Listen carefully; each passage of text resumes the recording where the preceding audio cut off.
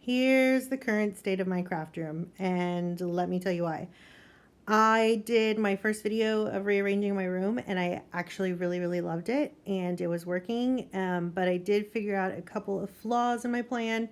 One of them being that this table, you can't see my finger, this table over here was thin, and it wasn't as wide as the table that I formerly was using for my crafting. So when it came time to take pictures of my shirts and finished product, I didn't have enough room to take a picture. So I thought about putting these tables together, and then I realized, Lori, why did you ever use these and not just put the table on top of this? Because part of my issue was I had this underneath here and I didn't have as much leg room either for sewing. So I'm going to take these legs off, put this in between in the middle, and see if that gives me two separate little crafting areas and still having a lot of workspace at the top.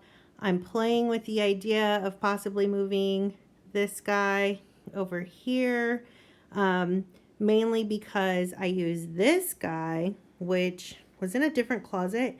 I am using it to carry like some of the current projects. Like I need to make these shirts, mail those out. I need to work on that jacket. I need to work on these items, take a picture of that, like stuff that I need to work on. So this is where I'm at right now. I'm just gonna hit record and we'll see what happens. So I start by tackling my fabric and all of the things in the little sewing area. I am excited that I finally, after years of having this mesh storage unit, I'm excited that I finally realized I could go ahead and put it between these two tables and just take the legs off of the other tables, or take the legs off those tables. I don't know why it took me so long to figure that out or to think of that, but anyway, my camera moved. Totally sorry about that. This was a 2-day process. So here I am on one day just kind of organizing and moving stuff, and this is day 2. This is as far as I got, and I really wanted to tackle moving the desk over to this area to be right next to my Cricut. I originally thought that I wanted that little shelf over there to store the projects that I'm working on currently, but I realized that it just didn't feel right, and I really wanted the computer next to the Cricut machine so that way I could design and just easily turn my chair to put my mat into the Cricut machine. I realized after having my room like this that I didn't like moving back and forth. Please note where my remote is at all times. I actually stopped and purposely picked up the remote anytime I moved it and pointed it out to the camera because, you know, last time I lost mine, so I wanted to have some evidence of where my remote went if I couldn't find it. Anyway, so I start taking stuff off of this shelf because I know that I don't want to use this shelf here, and I actually do not end up using this shelf in the final setup of the room, but it's a great shelf. Actually, this shelf I bought at the middle school that I used to teach at. They had a fabulous woodshop teacher, and the kids would always design different things and they would sell it as one of their fundraisers during Christmas time. So I think I got the shelf for like $10, and it was really cool. The kids made it, and it's very sturdy, and it's gone from our other home to this home, and it's been moved from room to room, so I love it. I'm just going through and taking care of some of my scrap vinyl stuff storage. Here's my fabulous pom-pom necklace from my 100 subscriber video, which, by the way, guys, thank you so much. If you are a current subscriber, thank you for being here. Thank you for being a subscriber, for all of your comments. I am loving this YouTube journey. You guys are making it super fun. And if you are new to my channel and you haven't already, be sure to hit that subscribe button. I would really appreciate it.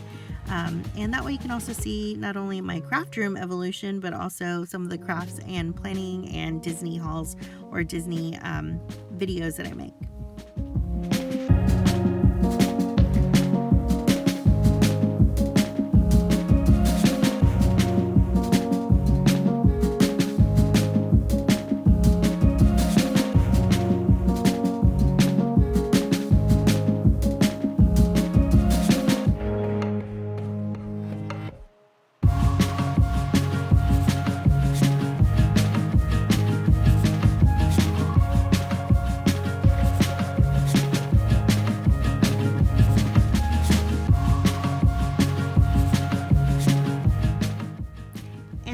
to tell you a little bit about this desk right here that I am starting to move stuff from.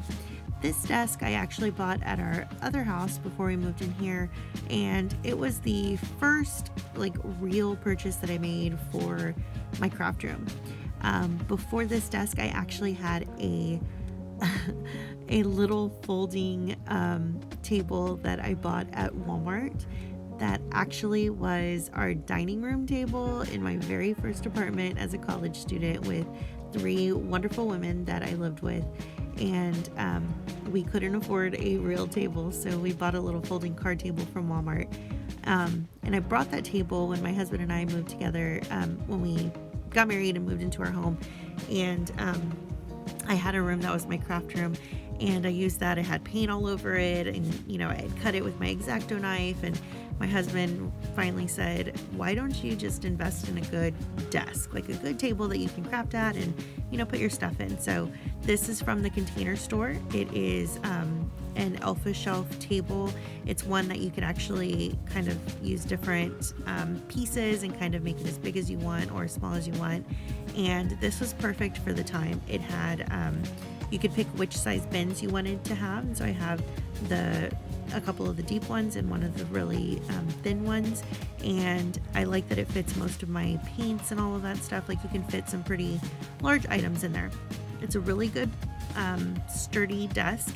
Every time I've moved it, it still remains sturdy. Sometimes you have furniture that you move and you can kind of tell that it gets a little wonky after a while, but this has just really stayed sturdy in the move from the other house to this house, and I really like it. So I know that IKEA is very popular, and getting the Alex drawers, those are awesome. I want to get some eventually, but this may also be another consideration for you if you're looking for something for your craft room.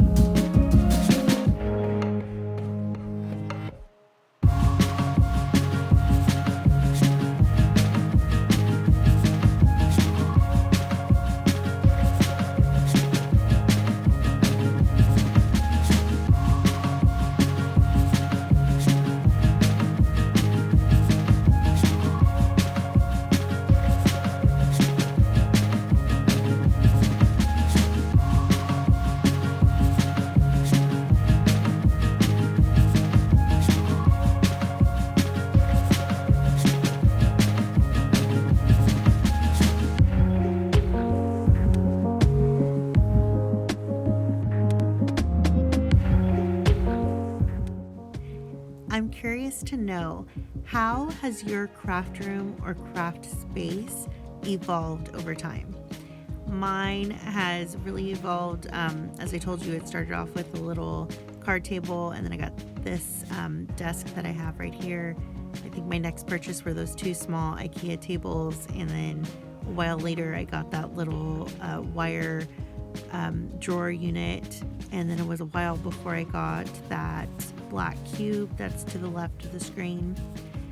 And it wasn't until I moved into this house that I started getting those white cubes, and I kind of bought them in phases because I would wait for them to go on sale, or I waited for them to go on sale, and then of course I used my 5% off with my red card. But I just realized that I've bought things in stages, and I'm totally fine with that because there's no way I could have known what my crafting needs were going to be, because they've changed and evolved over time. So I'm just curious, what has your evolution of your craft room been? Let me know in the comments down below. What was your very first purchase? And if you could purchase anything right now to make your craft room even better, what would that be?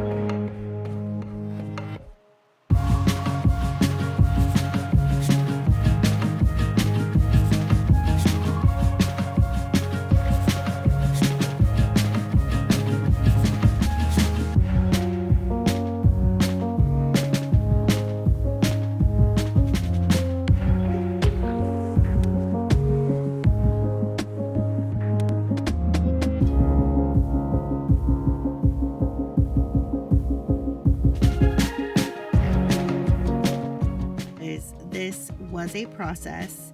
You saw me go from day 1 to day 2, and day 2 was actually a pretty long day. I did want to get this finished because I wanted to finish it over the weekend so I could start work on Monday and not have to worry about coming home to finish this room. So thank you guys for being here. Thank you for getting to this point of the video, and I hope that you will go ahead and hit subscribe, follow along so you can see part 2 of the video. I am really proud of the way the room turned out, and it has proven to be so functional. I absolutely love it, and I can't wait to show you how the room turns out. So be sure to hit the bell so you can be notified when I upload that video, which should be very soon. I hope you guys all have a wonderful day, and happy planning and crafting and all things Disney. Bye guys.